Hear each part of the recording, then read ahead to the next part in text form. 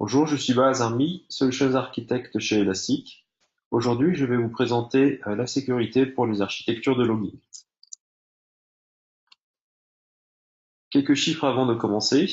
Donc, on compte aujourd'hui plus de 55 000 membres dans notre communauté, des personnes qui contribuent sur les projets open source que sont Elasticsearch, Logstash, Kibana et Bits.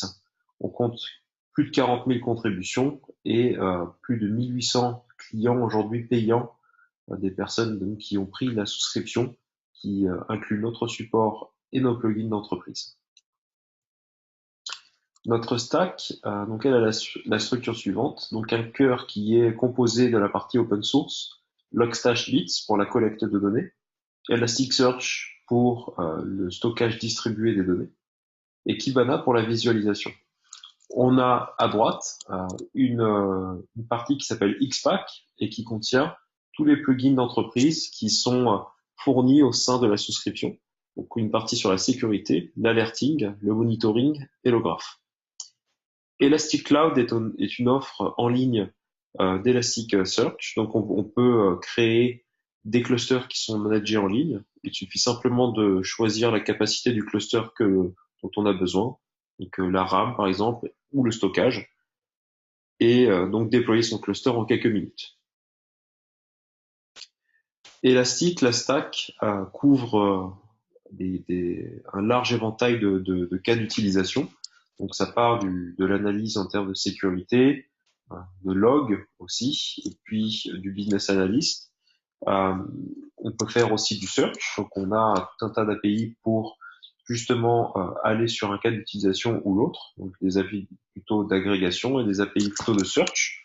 Aujourd'hui, dans ce webinaire, je vais me concentrer sur la partie log, architecture de log, et plus particulièrement sur la sécurité. Mais on va voir que ce que je vais décrire ici est quand même transverse et puis peut bien évidemment être utilisé dans les autres cas d'utilisation.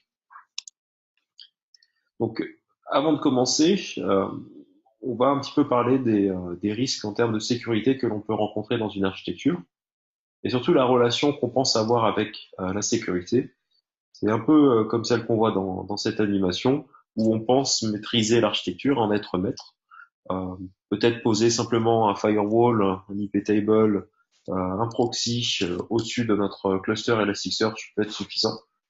Mais en fait, c'est pas du tout ça comme relation. En termes finalement de sécurité, il y a des choses qui sont imprévisibles, qu'on n'avait pas forcément prévues lorsqu'on a déployé notre architecture de logging. Et puis donc au final, on récolte en pleine face tous les impacts des risques de sécurité qu'on n'avait pas maîtrisés au départ.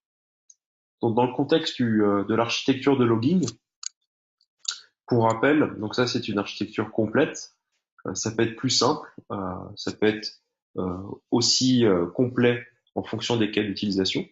Donc on a une partie qui va gérer l'ingestion de données à gauche, donc bits, qui collecte, ship la donnée, qui peut l'envoyer directement à Logstash ou passer par un message broker, par exemple Kafka, par exemple RabbitMQ ou Redis.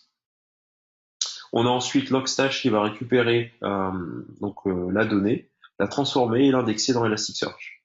Une fois que la donnée est indexée, eh ben, elle est disponible pour la visualisation dans Kibana.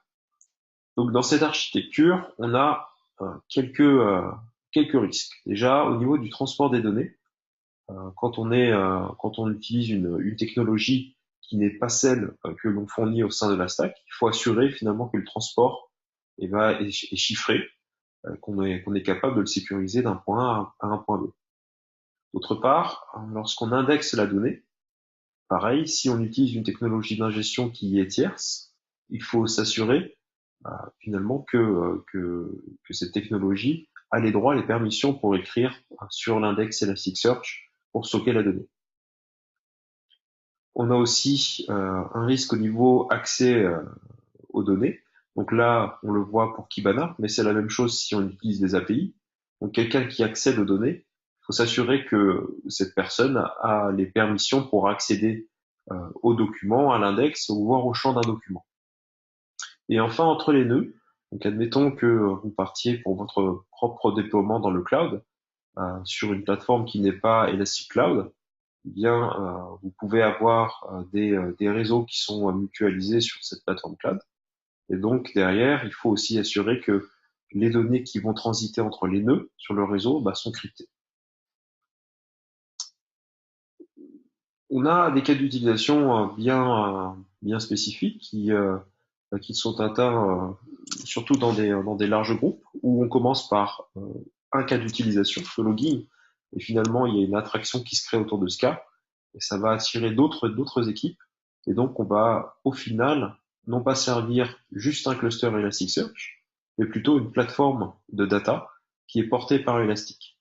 Et donc dans ce cadre, on peut avoir plusieurs équipes qui veulent accéder aux données. Donc par exemple ici, j'ai un index qui contient des logs applicatifs. Et on a l'équipe bleue, donc l'équipe des opérations, qui va se connecter à cet index plutôt pour les besoins de supervision de ces applications.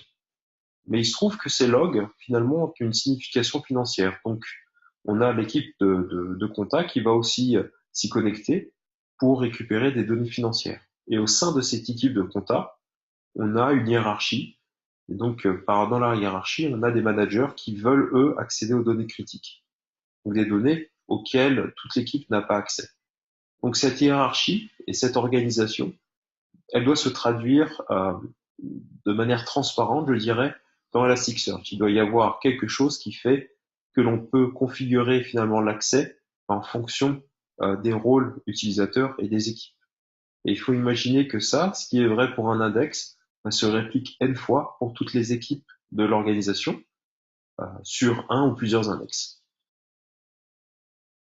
Dans certaines organisations, on a aussi des besoins de non-répudiation, c'est-à-dire que on doit être capable de traquer tous les accès au cluster, donc soit les traquer, les enregistrer dans un fichier, donc les loguer, soit voir les loguer dans Elasticsearch directement, donc les indexer dans Elasticsearch.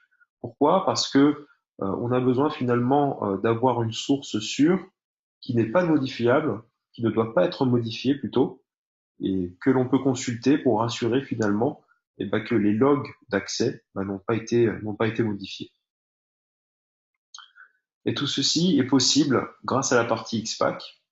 Donc surtout donc dans le contexte de ce webinaire, par la partie sécurité qui va justement fournir déjà une sécurité au niveau authentification. Donc les utilisateurs pourront s'authentifier avec leur nom d'utilisateur et leur mot de passe. On a aussi la possibilité de connecter un cluster Elasticsearch au travers de ce plugin de sécurité à un LDAP ou un Active Directory pour activer l'accès basé sur le rôle. Donc chaque utilisateur appartient à un groupe ou à un rôle et ce rôle va définir les permissions que cet utilisateur a pour accéder aux données. On va être aussi capable de filtrer les accès en fonction de l'IP ou d'un ensemble d'IP, faire de la sécurité au niveau du champ et des documents, crypter les communications entre les nœuds d'un cluster et justement faire de l'audit logging, donc traquer tous les accès au cluster. Ce que j'ai expliqué sur la partie multitenante, c'est justement précisément la partie document level security et feed level security qui le permet. On va le voir au travers d'une démo très courte où eh bien, on a plusieurs équipes qui essayent d'accéder au même index. On verra que certaines équipes ont le droit d'accéder à certains documents, alors que d'autres ont un sous-ensemble de l'index. Pareil au niveau du champ, on va avoir certains utilisateurs qui vont avoir accès à certains champs de l'index. Au niveau de Kibana, donc depuis les dernières versions, on a un écran de login, donc on peut loguer un utilisateur grâce à son nom d'utilisateur et son mot de passe. Donc tout ça toujours basé sur soit une définition de la sécurité qui est locale au cluster, donc un royaume de sécurité qui est local, ou alors complètement intégré finalement à un LDAP ou un Active Directory. En termes de configuration, ou plutôt en termes d'activation de la sécurité dans Elasticsearch, ça se résout à de la configuration. Donc on a différents fichiers de configuration qui nous permettent dans un premier temps ici de configurer les rôles, donc de créer les rôles. Ici, j'ai un rôle admin qui a le droit d'accéder à tout cluster, toutes les ressources du cluster, droit aussi d'accéder à tous les indices du cluster avec toutes les permissions sur ces indices. Mais aussi, on a dans ce même fichier un utilisateur, plutôt un rôle, Logstash, qui lui a le droit d'accéder au cluster avec ces permissions-là et aux indices Logstash, donc qui finissent par, enfin qui commencent plutôt par Logstash moins étoile. Donc c'est un pattern. On va avoir accès à tous les index qui suivent ce pattern pour les permissions que l'on a ici. Donc on peut finement configurer les permissions d'un rôle aux ressources du cluster. Et on va voir dans l'exemple que je vais vous montrer au cours de la démo qu'on peut aller jusqu'au champ. Donc une fois qu'on a configuré les rôles, eh bien on va configurer les royaumes, donc les realms. On va ici avoir donc un royaume qui est local au cluster, donc c'est un royaume qui se configure dans un fichier, ou utiliser un LDAP, ou bien utiliser un Active Directory. Donc dans l'exemple ici, j'en ai plusieurs, et je priorise ici avec la notion d'ordre le royaume que je vais utiliser lorsque un utilisateur va essayer de se connecter. L'audit logging, donc ça se configure de la même manière que le logging par défaut dans Elasticsearch. C'est simplement une configuration ici qui dit j'active l'audit logging au niveau de Shield, qui est le nom du plugin de sécurité, et derrière je vais avoir pour l'audit logging le même niveau de logging que pour le logging traditionnel, error, warn, info, debug ou trace. Donc j'ai juste à régler le niveau de logging que je veux. L'IP filtering, donc ça c'est intéressant par exemple quand on n'a pas de firewall ou d'IP table en amont, donc ça complète cette partie-là où on va filtrer en fonction d'une IP ou d'un subnet, donc une plage d'IP. Donc ça c'est à vous de configurer. En général, ces configurations-là, comme je l'ai dit, sont faites en amont plutôt par des firewalls, des IP tables, mais bon, on a la possibilité de le faire aussi dans le plugin de sécurité. Donc enfin, dans la version Platinum de notre souscription, donc on a deux niveaux de version, Gold et Platinum. En Platinum, on a accès à des fonctionnalités avancées dans la sécurité, notamment le Document Level Security et le Field Level Security, mais aussi la possibilité de faire ce qu'on appelle des Custom Authentication Realm, donc qui permettent d'intégrer un fournisseur d'authentification qui est tierce, qui n'est pas LDAP ou Active Directory. Donc ça, concrètement, qu'est-ce que ça veut dire? Ça veut dire, d'une part, implémenter un plugin Java qui va utiliser notre framework. Donc on a quelques classes Java dans lesquelles, en fait, vous allez compléter le code pour faire appel à vos API de sécurité. Et ces API doivent renvoyer, ou plutôt authentifier et autoriser un utilisateur pour le laisser passer et accéder aux données, aux ressources du cluster. Donc ce qu'on voit en termes de sécurité ici, de configuration de sécurité ici, c'est que simplement je dis à Shield, utilise en priorité mon custom authentification realm et après bascule sur le file realm qui est local. Donc on va montrer tout ça maintenant dans une démo. J'ai préparé ici une configuration de Shield dans laquelle on va retrouver donc d'une part, plutôt ici, le mapping entre les rôles et mes groupes utilisateurs qui sont définis dans mon LDAP. Donc j'ai un LDAP qui tourne en local. Et donc dans mes rôles, je vais définir des permissions. Donc si je regarde un petit peu sous ce que j'ai, donc j'ai ici un rôle admin qui a le droit de tout faire. J'ai un rôle user qui a plutôt des droits de lecture.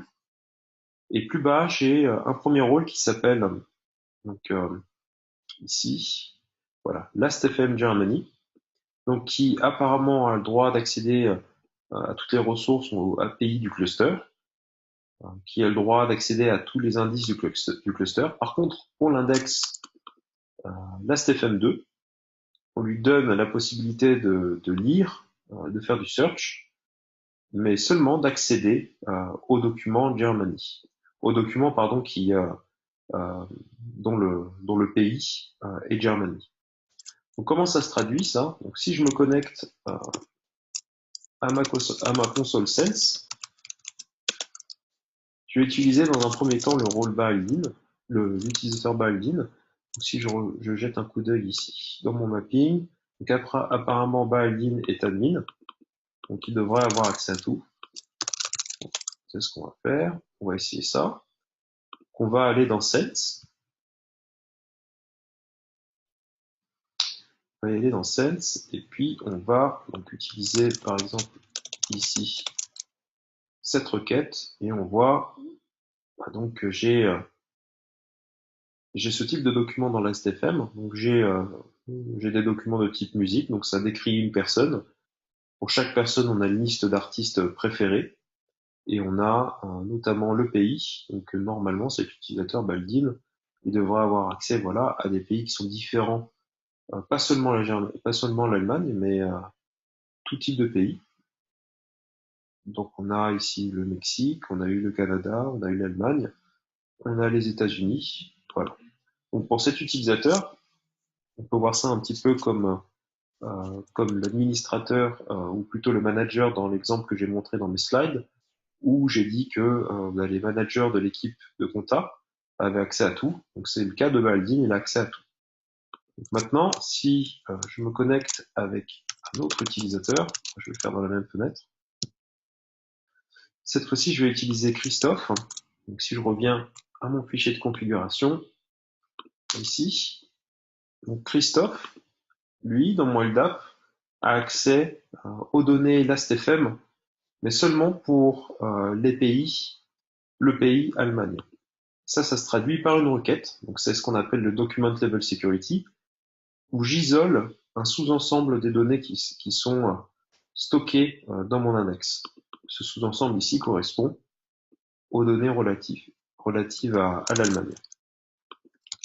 Donc si je me log avec Christophe, hop, et que je fais le même exercice, voyons cesse, on va essayer.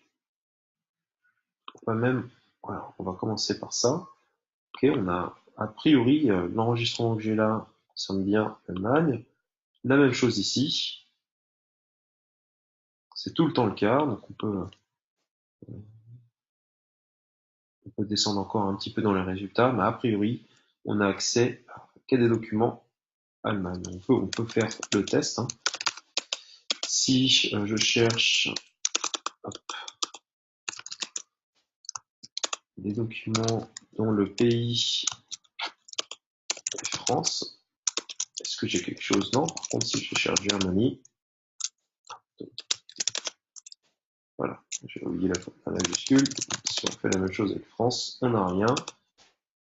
Donc, on peut faire la même chose avec Canada, on l'avait tout à l'heure, donc on n'a rien. Donc a priori, c'est bien le cas, ça marche parfaitement. J'ai bien su, pour un index qui est partagé entre deux utilisateurs, pour l'un avoir accès à toutes les données et pour l'autre avoir accès à un sous-ensemble. Maintenant, je vais faire un exercice encore plus fin et dire que je veux que certains utilisateurs aient à la fois accès à certains documents, mais pour ces documents-là, n'aient accès qu'à certains champs. Donc là, je vais définir un nouveau rôle qui va être Last.fm Restricted Role, où je veux que les utilisateurs n'aient accès qu'aux données pour l'Angleterre et qu'à ces champs-là, country et puis artist.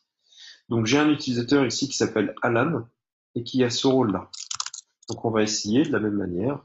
Je vais me déloguer. Je vais me loguer avec Alan. Et ici, donc, je vais aller dans Sense, je vais faire le même exercice, hein, la même chose. Pour le coup, il m'a gardé ma requête.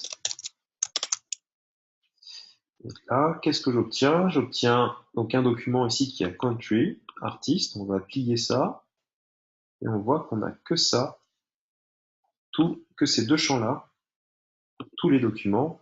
Pareil, hein, on peut faire l'exercice de chercher United Kingdom ici.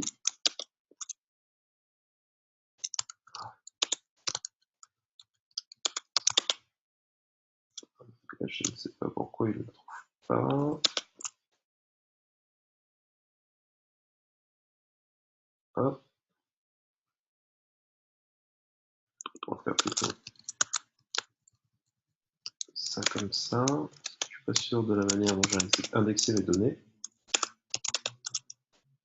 Ouais, donc on va prendre la version qui est analysée du champ. On va chercher simplement Kingdom.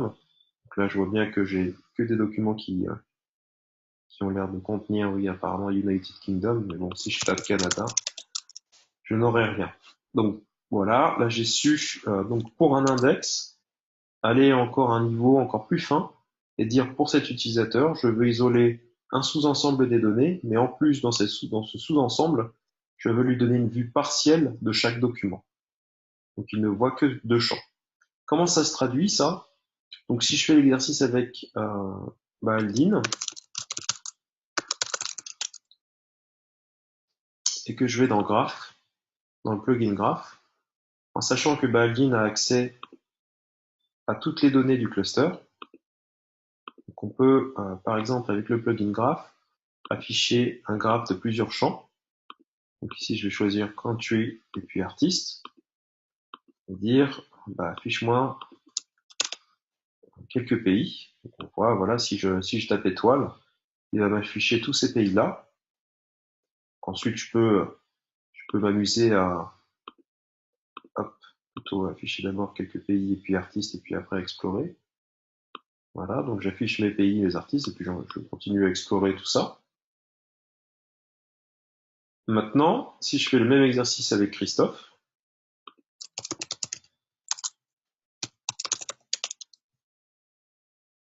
la vue devrait être différente. Donc en termes d'accès aux données, Christophe, c'est un business analyst allemand. Il devrait avoir accès aux données allemandes. Donc si je fais la même chose, ça devrait se retraduire au niveau graphe, à part seulement l'apparition de l'Allemagne ici, ce qui est bien le cas. Voilà pour la démo. Merci d'avoir assisté à ce webinaire. J'espère qu'il a été très instructif. N'hésitez pas à aller sur notre site pour télécharger nos produits. Merci et à bientôt.